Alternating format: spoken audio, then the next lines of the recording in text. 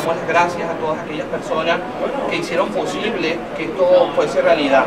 Es un esfuerzo bastante grande y el cual sabremos repercutir en favor de todos ustedes. Muchas gracias.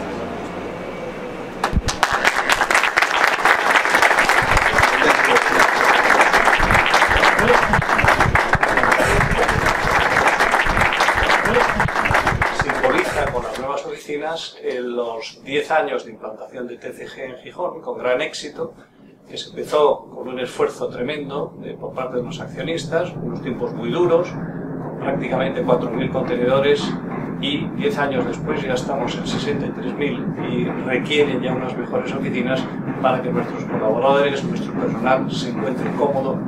Hemos querido tener un punto de encuentro donde no solamente los clientes, sino nuestro equipo de trabajo tenga unas áreas de trabajo o de gestión mucho más competitivas y mucho más actualizadas a lo que el día de hoy supone.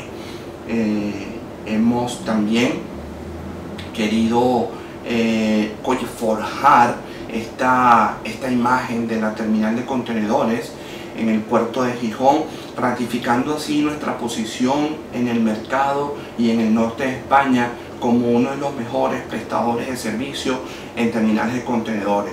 ¿Cuáles son las señas que nosotros podemos dar? Estabilidad. Y esta estabilidad básicamente la damos a través de la continuidad de las mejores continuas. Las nuevas oficinas en primer lugar pues van a mejorar bastante lo que representa la imagen de la propia terminal, pero también yo creo que va a ofrecer una mejora en cuanto al control tanto al control de puerta como el control de las explanadas de la terminal de contenedores. En estos momentos el tráfico contenerizado representa una de las líneas estratégicas del puerto, donde esperamos tener unos crecimientos como hasta el momento bastante sostenidos de la mano de la terminal de contenedores de Gijón, que tanto con sus partners locales como con el grupo TCB detrás pues está teniendo unos crecimientos, como digo, importantes.